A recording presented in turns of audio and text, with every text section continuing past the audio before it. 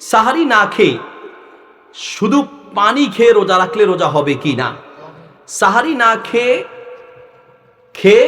সাহারি না খেয়ে অথবা শুধু পানি খেয়ে কেউ যদি সাহারি খায় নাই, অনেক সময় এরকম হয়, কেউ ভাই রোজা রাখো নাই কেন? ভাই গতকালকে উঠতে পারি নাই। তো উঠতে না পারলে কি হয়েছে? যদি রাতে ঘুমানোর সময় আপনি সাহারি খেয়ে রোজা রাখবেন, নিয়ত করে ঘুমান, কোনো কারণে সাহারি খেতে না পারেন, তারপরে রোজা রাখেন, আপনার রোজা হয়ে যাবে। অথবা শুধু যদি পানি বা যেটাই আপনি খান, খেলেও রোজা হবে, না খেলেও রোজা হবে। বাকি সাহারি খাওয়া অত্যন্ত গুরুত্বপূর্ণ একটি আমল। নবী সাল্লাল্লাহু আলাইহি ওয়াসাল্লাম বলেছেন, তাসাহারু ফাইন্না ফিস সুহুরি বারাকা, তোমরা সাহারি খাও, সাহারিতে বরকত আছে।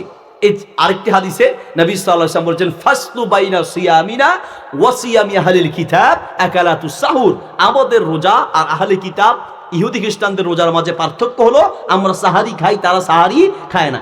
একেবারে ছেড়ে দেওয়া, একবারে খাই ঘুমাই যামু, কতক্ষণে 10টা বাজে 11টা বাজে খাই, খেয়ে একবারে ঘুমিয়ে যায় না, এটা উচিত নয়। সাহারি খাওয়ার সুন্নাহ হচ্ছে শেষ রাতে। কোন রাতে? শেষ রাতে সাহারি খাবেন, অত্যন্ত গুরুত্বপূর্ণ আমল। কোনোদিন উঠতে না পারলে রোজা রেখে দিবেন, রোজা হয়ে যাবে ইনশাআল্লাহ। এরপর